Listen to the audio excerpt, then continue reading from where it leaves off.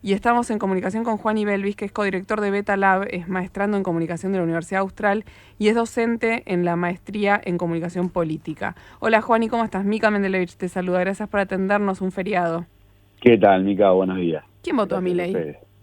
Bueno, parece que lo votaron todos en realidad, ¿no? Un poco nuestra aseveración ahí en base a datos que publicamos hace unos días y que venimos comentando. Lo que nos dice es que, mirá, tomo lo que vos decías recién de la derechización, ¿no? Digo, yo creo que el voto de Milei claramente lo que no representa es a una derecha, sí representa a un movimiento, a una necesidad o canaliza una discusión que está en la sociedad sobre hasta dónde la política es eficaz para resolver los problemas a la gente. Digo, que no necesariamente creo que su planteo viene por la derecha sobre eso. No, es verdad, pero entonces vamos a hacer así, prejuicio. Los votantes de Milei son varones de clase media acomodada que están como un poco emparentados con el discurso de Milei, antifeminismo, anti-ayuda del Estado, etcétera. Ese es el prejuicio. La realidad es que no. ¿Cuáles fueron los lugares raros en los que ganó Milei que desbarajustan este prejuicio? Mira, a ver, lo que nosotros mostramos un poco es que hay correlaciones que sí que son ciertas y que de alguna forma son el subyacente de lo que podríamos llamar la grieta, ¿no? Y que eso tiene que ver con que, por ejemplo, nosotros lo medimos a nivel mesa, en este caso en el distrito de La Matanza, ¿no? Entonces, en las mesas más jóvenes, el Frente de Todos, o perdón, Unión por la Patria, tiene mejor performance que en las mesas donde la edad es mayor. En la mesa de menores recursos tiene mejor performance Unión por la Patria, donde en las mesas de mayores recursos tiene mejor Juntos por el Cambio. Y a diferencia de estos patrones, que son de alguna forma, como decíamos, el subyacente del concepto de la grieta, Milei saca más o menos los mismos votos en todos lados. Es decir, no importa si la mesa es más joven o es más centrada en edad, o si es más con menor poder adquisitivo o mayor poder adquisitivo, o si históricamente votaban más Juntos por el Cambio o el Frente de Todos. Eso de por sí es bastante llamativo porque rompe con esta polarización que la polarización claramente responde a un fenómeno social detrás de eso, ¿no? Y lo que ¿Midieron sí si varones más o mujeres o es lo mismo? nos daba bastante, a ver, ¿En serio? según el cálculo nuestro nos daba igual, sí. Sí, por eso digo lo que decimos. Derrota es que, todos los prejuicios, entonces. Es que sí, es que va, si vos pensás que una de cada 3 personas lo votó, es muy difícil pensar que solamente eso lo responden jóvenes hombres, ¿no? Sí, es verdad, es verdad. ¿Cuál es la conclusión que sacás un poco de esto? Porque hay muchas maneras de leerlo. A ver, yo creo que hay varias conclusiones. La primera es, vos recién decías antifeminismo, anti esto. Yo creo que es un voto anti, punto. Digo, anti status quo, antisistema, anti casta, anti Estado. Yo creo que en el fondo lo que termina simplificando el concepto de casta, digo, que sin duda la duda es una de las inserciones discursivas que sí efectivamente logró hacer Milei, tiene que ver con el rol del Estado, ¿no? Digo, que es lo que nosotros entendemos del Estado, de la democracia, de la política. Es verdad, pero ahí hay algo como un matiz interesante, que es que tiene que ver con el rol del Estado, pero entonces uno creería que aquellos sectores que reciben más asistencialismo no votarían a alguien que propone bajar el asistencialismo. Sin embargo, en aquellos sectores donde hubo o donde Milei ganó y llamó la atención, también es porque hay parte de esos sectores que no reciben o que no quieren o que preferirían otra cosa. Bueno, claro, justamente. Yo creo que la presencia o la ausencia del Estado no es el único factor que nos permite entender por qué la gente lo votó o no lo votó, sino sobre qué Estado estamos hablando. Digo, aún aquellos que reciben, como vos bien mencionabas, alguna asistencia, pero también te lo planteo en estos términos. Digo, pensar que hoy esto no lo tenemos exactamente medido, nosotros no hacemos economía, pero cerca del 50% de la economía funciona en negro, ¿no? En este país. Claro. Entonces, ya de por sí eso es necesariamente transversal, porque las operaciones en negro las hacen los grandes empresarios y también, obviamente, en los sectores más vulnerables. Entonces, yo creo que hay una percepción del Estado como una obstrucción en el devenir de las personas y de su vida, que encarna muy bien el discurso de Milei y que claramente encontró un asidero en, como decíamos, un porcentaje muy alto de la población.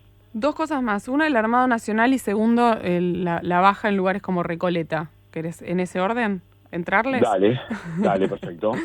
Mirá, a ver, lo nacional, yo creo que acá hay un fenómeno que es muy, esto sí es novedoso, y es los candidatos versus las estructuras, ¿no? La candidatura, yo en alguna otra nota decía, esto es Coca-Cola, ¿no? Digo, Milei es Coca-Cola, trasciende cualquier forma de segmentación. Digo, la Coca-Cola se toma en Nordelta y se toma en Palpara, Jujuy. Y lo que vimos con el fenómeno de Milei fue algo similar. De hecho, si vos, mezclando un poco las dos preguntas, ¿no? Digo, si vos mirás el promedio de la elección de Milei entre Capital y la provincia de Buenos Aires, que es casi el 50% del padrón, te da 22 puntos. Pero sacó 30, es decir, que sacó casi 40 puntos en el resto del país, sin contar provincia de Buenos Aires y Ciudad Autónoma de Buenos Aires. Entonces, claramente fue una candidatura que movilizó desde la individualidad, ¿no? Que esto es algo que en la comunicación política discutimos hace muchos años, y es las personas por sobre los partidos, ¿no? Las candidaturas individuales por sobre las estructuras políticas.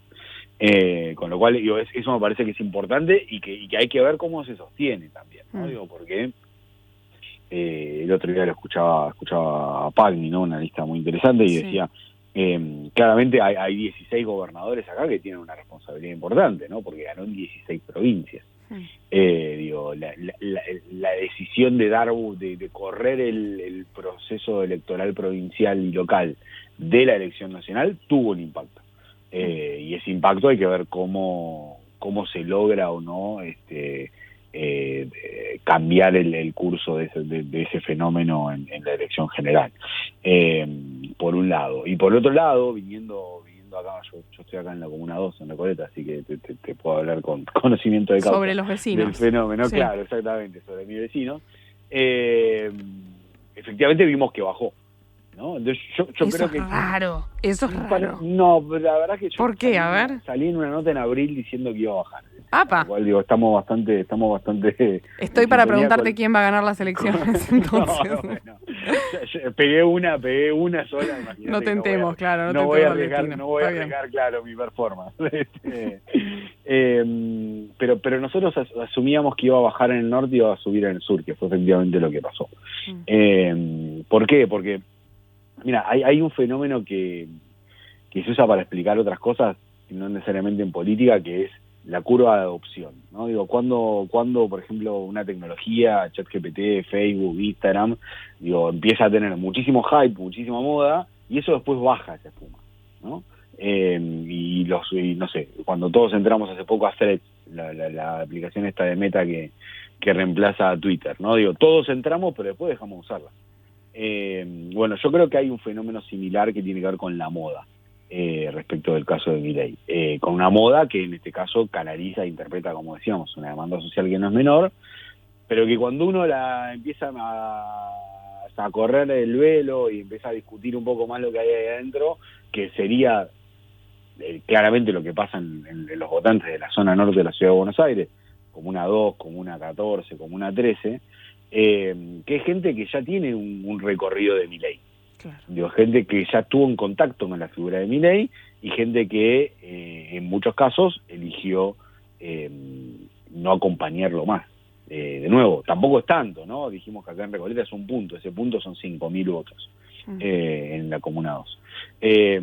Pero sí me parece que hay un fenómeno de moda, y ese fenómeno de moda, para aquellos que tuvieron mayor exposición al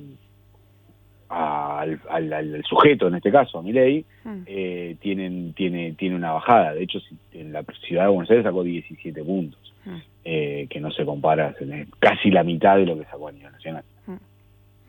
¿Querés cerrarme con alguna conclusión o explotamos todo? Porque me parece un fenómeno interesante y es lo que vos decís, un poco no se puede arriesgar el futuro, ¿no? Lo que pasa es que sí hay que bajar un poco un cambio y entender quién y por qué votó ese discurso, porque si no, no salimos del enojo, del miedo, de la bronca, del sentimiento que no lleva a ningún lado. Sí, en general, digo, ¿no? Dos cositas, si quieres, para hacer. La primera es, el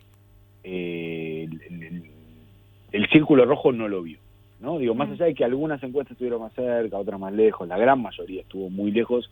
La gran mayoría, te voy a hacer este comentario, la gran mayoría estuvo muy lejos de Milei. Pero si vos ves, el resto de las proyecciones no estuvieron tan lejos.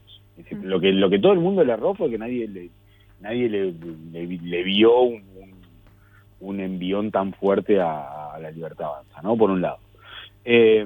Por el otro lado, hay un montón de gente que, digo, el otro día la elección terminó en 69 puntos de participación. Es decir, eso quiere decir que hay 31% de la gente que no votó. ¿Esto quiere decir que va a sumarse a votar en la próxima elección? No, claramente que no. Pero bueno, hay 5 o 6 puntos que en general sube de paso a general. Con lo cual tenés 5 o 6 puntos que son casi 1,5 millones de personas. Y tenés unos 4 puntos más de gente que votó fórmulas que no pasaron, porque viste que tenés que pasar el piso del 1.5 para poder llegar a la general. Entonces hay cuatro puntitos ahí, claro, que están en el aire, de candidatos que quedaron sin candidatos, por decirlo de alguna forma. Entonces tenés unos 10 puntos, que no es poco, son casi 3 millones de votos, que están en juego. La duda ahora es qué va a pasar, ¿no? Digo, si estas preocupaciones como las que estás planteando vos, que yo también las tengo, van a hacer que se engrose los votos que no fueron a Milei, o si va a pasar algo que puede pasar, y es que el ganador termina acumulando más votos solamente por haber demostrado que puede ganar. Elige tu propia aventura. Y bueno, nos queda un domingo más en octubre, por lo menos uno más, donde vamos a ir a cada uno a elegir nuestra propia aventura. Gracias, Juani. No, por favor, gracias a vos. Juani Belvis, codirector de Beta Lab, es maestrando en comunicación de la Universidad Austral, docente en la maestría de comunicación política, y nos contaba quién votó a Milei en esta encuesta que hicieron. Es muy transversal el voto. 1 de cada 3 argentinos que fue a votar votó a Javier Milei. Bajaron los votos en Recoleta, subieron los votos a nivel nacional muchísimo, y en las zonas más vulnerables, en las comunas más vulnerables, el voto fue muy fuerte. A mí me llama la atención también esta igualdad entre hombres y mujeres, porque Milei tiene un discurso bastante tirado para un costado, ¿no? Y bueno, en algún punto también tiene sentido, son todas reacciones. Es un voto anti, entonces es un voto de reacción. Y hay que entenderlo como eso, como un voto de reacción, anti-asistencialismo, con una mirada distinta del Estado, con un cansancio diferente al que se vayan todos del 2001, y que cuando uno mira es muy transversal, es muy transversal. Entonces hay algo ahí para poner atención, corriéndonos de la palabra miedo, para ver qué quiere decir, y en algún punto también para que la dirigencia política, que no es Milei, la tradicional, la casta, ponga un poco de atención de quiénes son estos votantes, ¿no? Y por qué votaron a alguien que grita, que grita y que se enoja de esa manera con el planteo de la Argentina actual.